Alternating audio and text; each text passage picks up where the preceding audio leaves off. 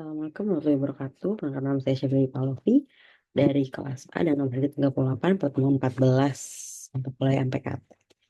Berikut adalah judul MPKT yaitu eksplorasi pengalaman komunikasi interpersonal melalui media sosial X dalam proses keterbukaan diri pada penggemar bentuk Korea NC. Disusun oleh Syafri Palovi dengan nomor 38 dengan NIM 1410621112. Mampu Dr. Dinkin Yuliati Sudarsa, mata kuliah MPKT, Program Studi Demokrasi, Sistem Sosial UNJ. Berikut terlampir daftar isinya. Lalu pendahuluan dengan latar belakang sebagai berikut. Penelitian teman sosial, terdapat dengan antar fungsi lainnya. Paragraf satunya, berikut paragraf duanya, berikut paragraf tiganya. Ini adalah paragraf empatnya menjelaskan komunikasi interpersonal.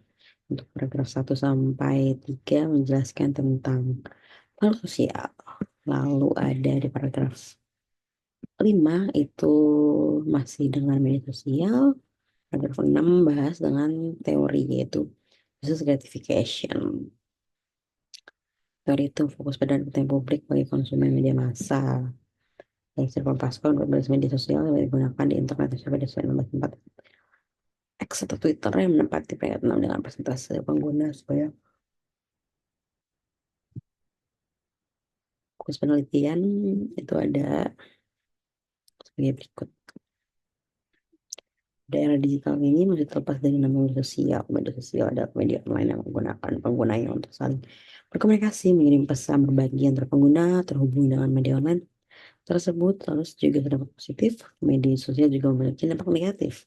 Contohnya itu menjadi kita sangat terpaku dengan media sosial, lalu juga mengurangi intensitas komunikasi langsung dengan keluarga, teman, kerabat, bahkan bisa jadi tidak pernah komunikasi sama sekali.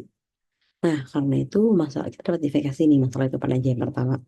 Apakah terdapat komunikasi interpersonal melalui media sosial X atau Twitter pada penggemar boy group Korea NCT?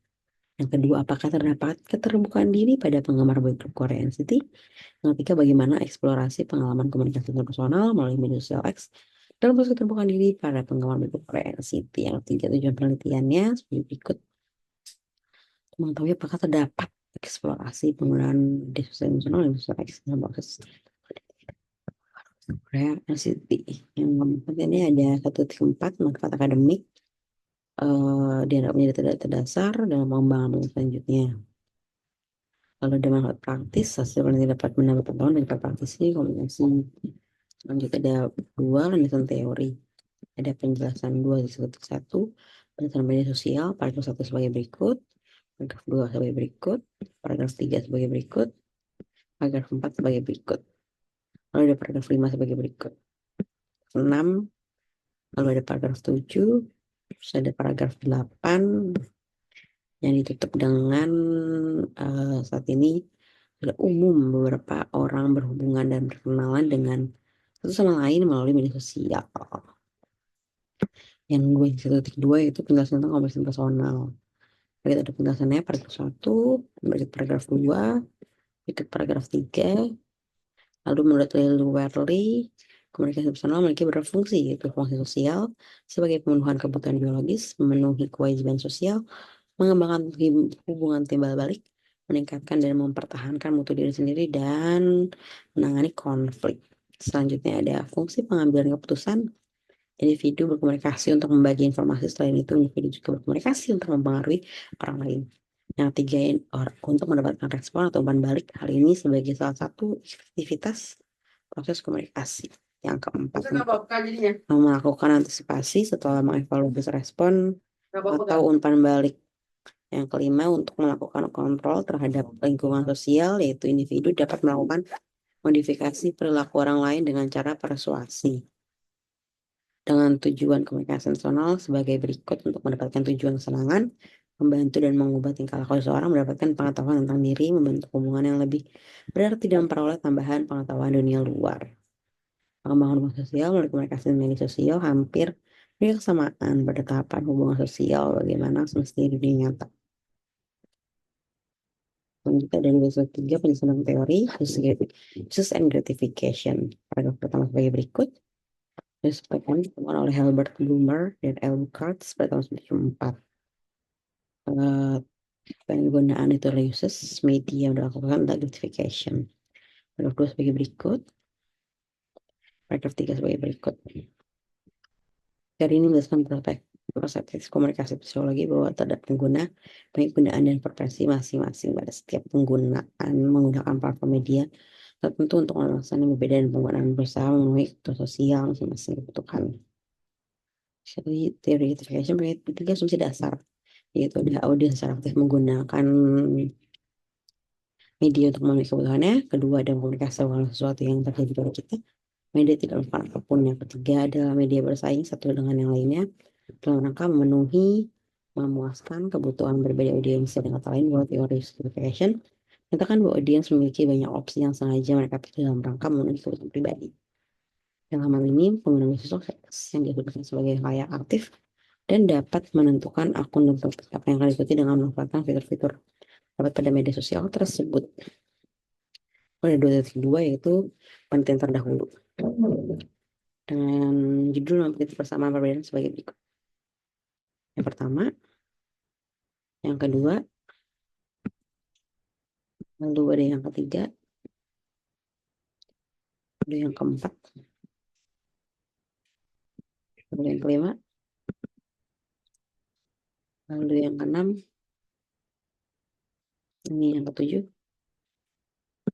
ini yang ke-8, ini ke-9, dan ini terakhir itu ke-10. Untuk dari satu variabel yang digunakan itu ada keterbukaan, empati, sikap mendukung, sikap positif, kesetaraan. Yang ketiga dalam metode penelitian. Pendekatan penelitiannya sebagai berikut, ada 3 paragraf. Pendekatan penelitian juga ada sebagai berikut, ada 4 paragraf. Lalu ada metode penelitiannya sebagai berikut, ada 3 paragraf. Terus penelitian informan sebagai berikut. Melalui non-probabilitas sampel yang terjadi mengikut diterima pengumpulan data wawancara mendalam, observasi, studi literatur, dan dokumentasi. Pengumpulan data kesan data itu ada validitas, reliabilitas, generalisasi, transferabilitas, keabsahan internal. Untuk keabsahan coding berikut. Generalisasi sebagai berikut. Satu, keterbatasan dan kelemahan pada penelitian. Keterbatasannya masih banyak keterbatasan dari waktu, tenaga, yang diperlukan. Kelemahannya juga itu masih mahasiswa menengah dan masih terbatasnya proses pengolahan kualitatif berpikir dalam penelitian. Ini pembahasan gambaran umum penelitian. Hasil penelitian ada 1, 2, 3 paragraf pertama. Pada paragraf kedua, paragraf ketiga, paragraf keempat, paragraf kelima, paragraf 6, paragraf 7, paragraf 8, paragraf 9, paragraf 10, paragraf 11, paragraf 12, paragraf 13, dan terakhir paragraf 14. Lalu ada bab 5 itu penutup sebagai berikut kesimpulannya. Juga ada saran sebagai berikut. Yang terakhir ada daftar isi untuk halaman pertama dan untuk halaman kedua.